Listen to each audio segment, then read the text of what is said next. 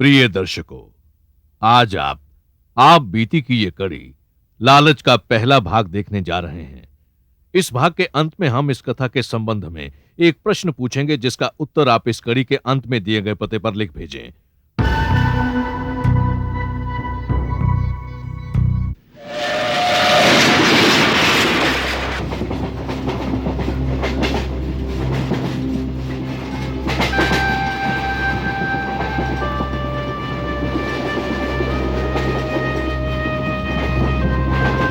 बच्चा बड़ा प्यारा है। क्या नाम है इसका? रोहित।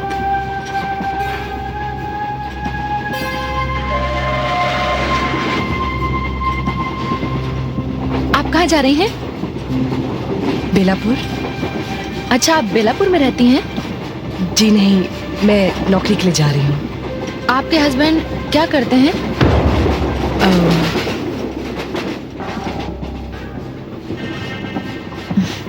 मैं समझ गई। माफ करना बहन, सुख दुख तो जिंदगी में आते रहते हैं। आप बेलापुर में कहाँ जाएंगी? बेलापुर से 5-6 किलोमीटर दूर गीता देवी का महिला आश्रम है, वहाँ। हाँ हाँ, मैंने उनके बारे में सुना है।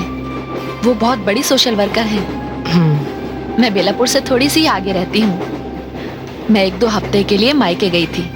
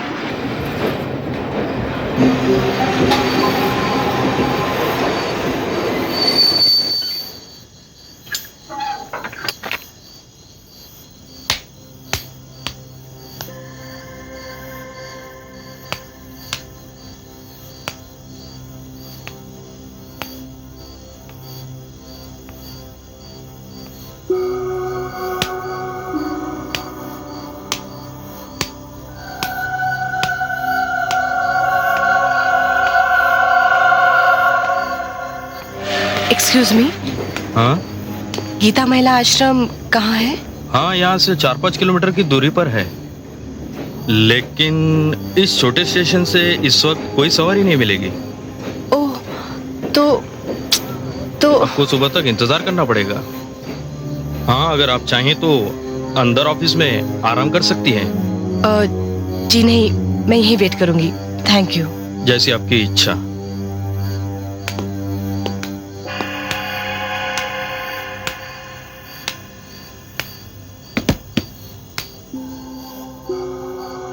अब हम क्या करेंगे मम्मी?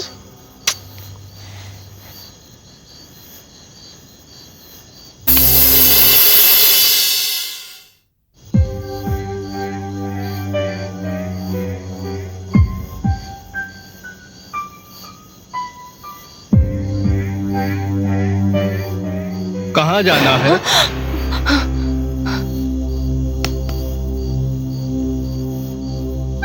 कहाँ जाना है? गीता आश्रम।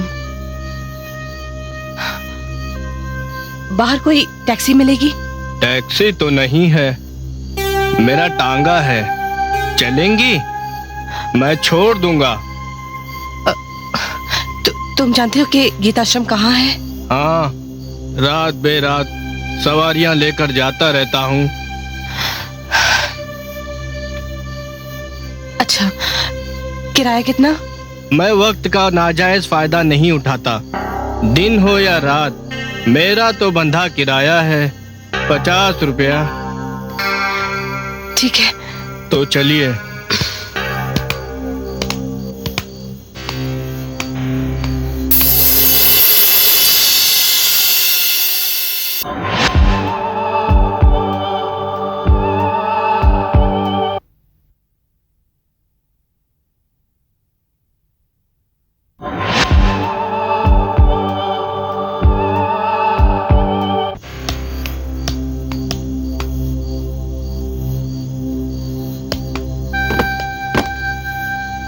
बैठ जाइए।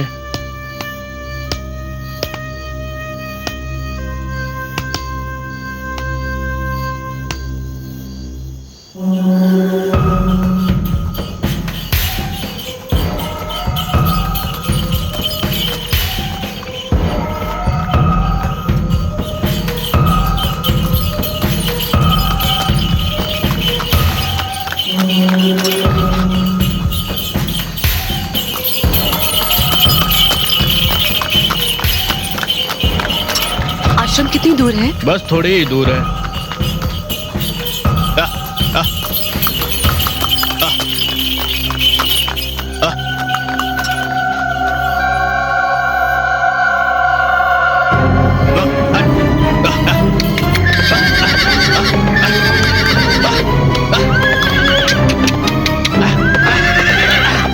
क्या हुआ भैया?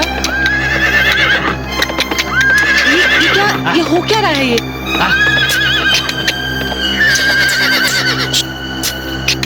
क्या हुआ? पता नहीं, घोड़ा आगे बढ़ता ही नहीं।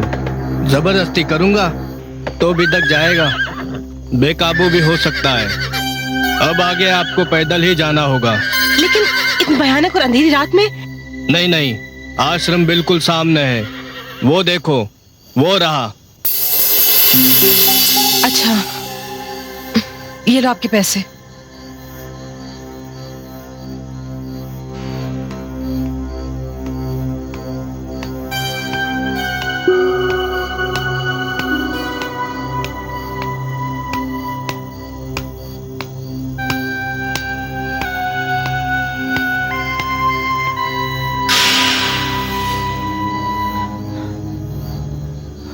कौन है? मेरा नाम छाया मलिक है। मुझे इस आश्रम के इंचार्ज की हैसियत से बुलाया गया है। अच्छा अच्छा, नमस्ते। पर आप यहाँ आई कैसे? हाँ? आपने शायद आश्रम को अपने आने की खबर नहीं दी, वरना आपको गाड़ी लेने चली आती। खैर कोई बात नहीं, आइए आइए आइए।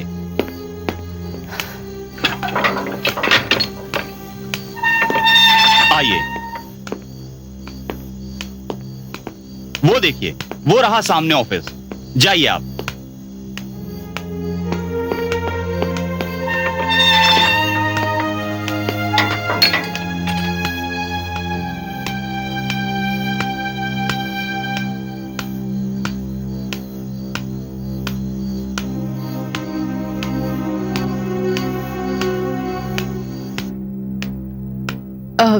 क्या मैं अंदर आ सकती हूँ? आइए।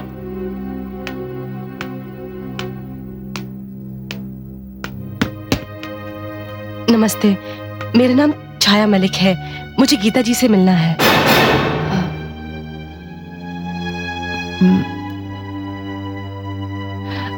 गीता देवी से? मेरे पास अपॉइंटमेंट लेटर है।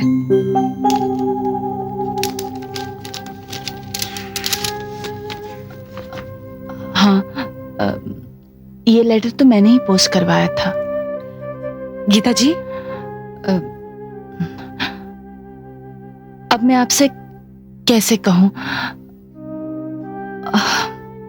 वो दिन हमारे आश्रम के लिए बड़ा ही मनहूस दिन था।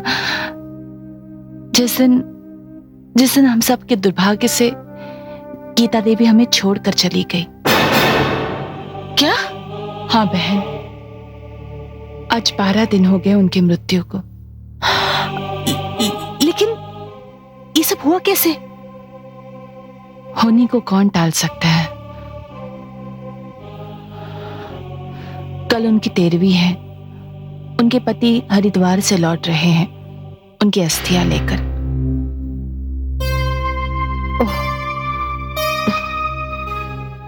देखिए बहन जी, अब इस छोटे बच्चे के साथ मैं इतनी रात को कहाँ जाऊंगी? आप आज की रात हमें यहीं ठहरने दीजिए, हम कल सुबह वापस चले जाएंगे। अरे आप ये क्या कह रही हैं?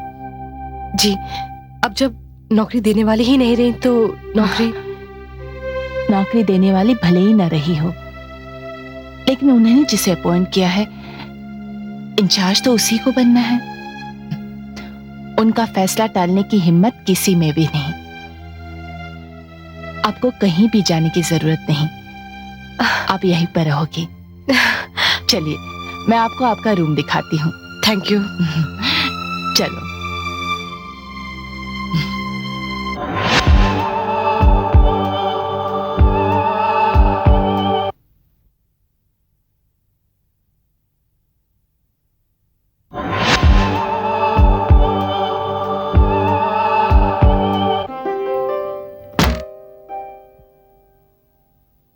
आइए।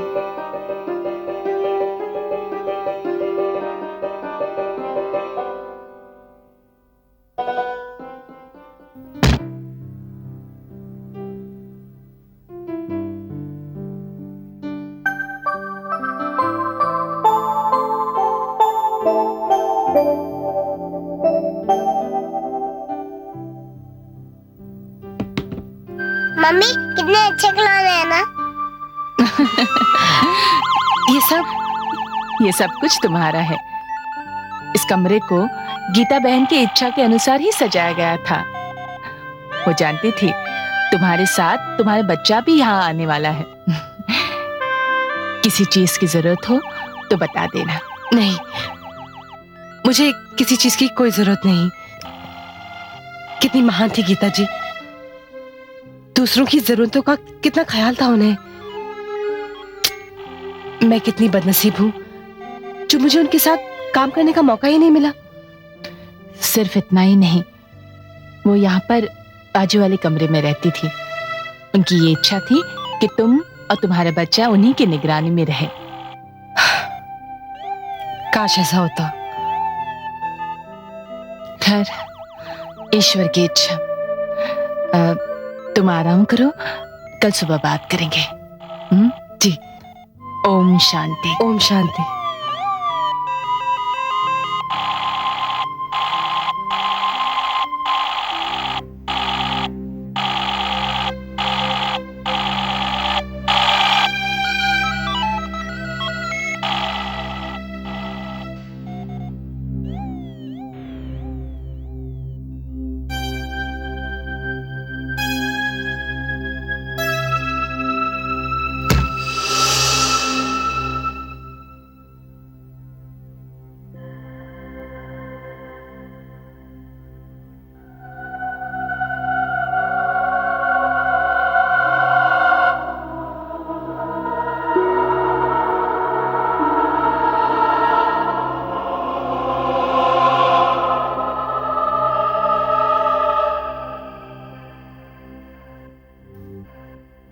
गीता जी, वैसे तो इस दुनिया में सदा रहने के लिए कोई नहीं आता, लेकिन जिस तरह आप इस दुनिया से चली गई, वैसे कोई जाता भी तो नहीं है। मुझे आपके साथ मेरी पहली मुलाकात अच्छी तरह याद है। आपका वो रह रहकर मुस्कुराता हुआ चेहरा मेरे सामने आता है। पता नहीं अब इन हालात में मैं यहाँ रह पाऊंगी या नहीं।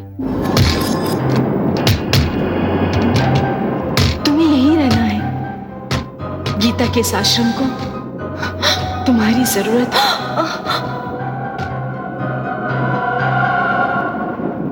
अभी अभी मैंने जो आवाज सुनी, ये मेरे मन की आवाज है। शायद मेरा मन भी यही कहता है। गीता जी, मैं यहीं रहूंगी, यहां से कभी नहीं जाऊंगी। जो जिम्मेदारी आपने मुझे सौंपी है, उसे पूरा करने की कोशिश करूंगी।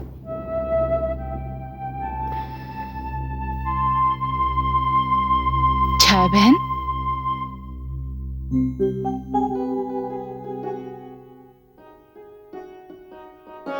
वो आपने कहा था ना कि गीता जी का कमरा मेरे कमरे के साथ ही है, इसलिए मैं अपने आप को रोक नहीं पाई। ये तुमने बहुत अच्छा किया। मुझे तुम्हारी मर्जी जानकर बहुत खुशी हुई कि तुम यहीं पर रहना चाहती हो। इस आश्रम को छोड़कर तुम कहीं नहीं जाओगी। सच, इस आश्रम को तुम्हारे जैसे मजबूत इरादों वाले इंसान की जरूरत है। गीता बहन ने तुम्हारा चुनाव करके बहुत ही सही फैसला किया था। लो, अब से तुम इन वस्त्रों का परिधान करोगी। ठीक है, जाओ आराम करो।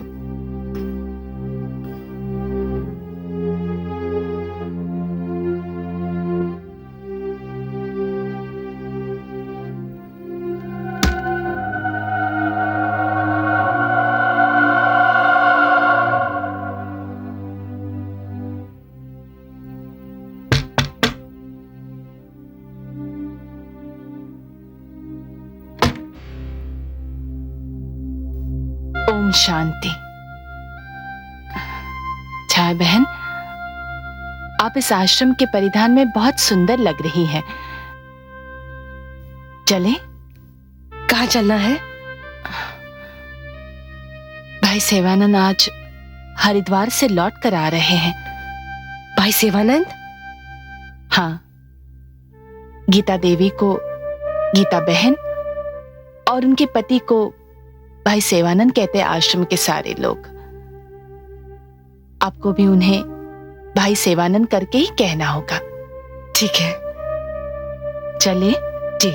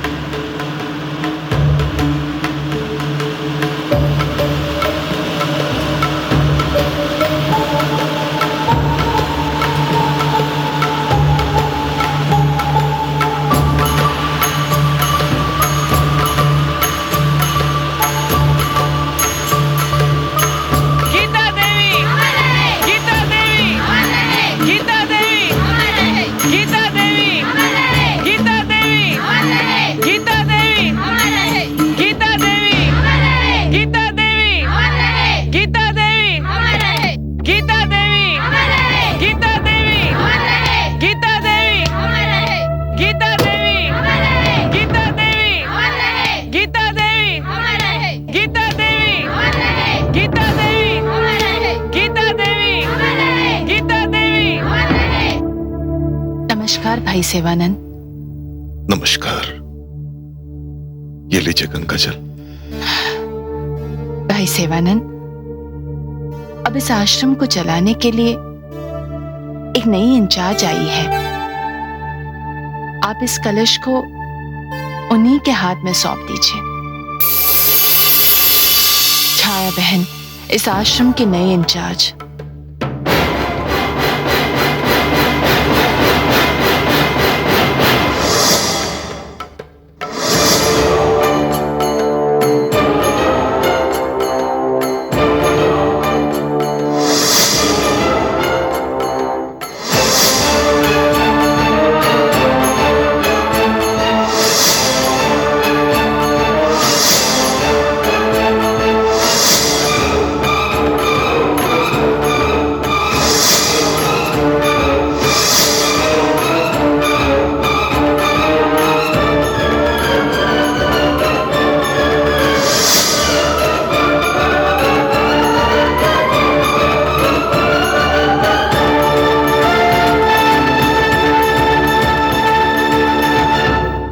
बहन गंगा जल का कलश ले लो। लीजिए। और अब चलो, हमें 13वीं की क्रिया पूरी करनी है। चलिए।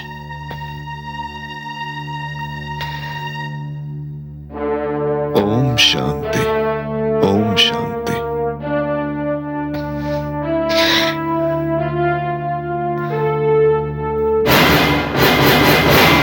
हमारा इस एपिसोड का प्रश्न है, भाई सेवानंद का असली नाम क्या है? प्रश्न एक बार फिर, भाई सेवानंद का असली नाम क्या है?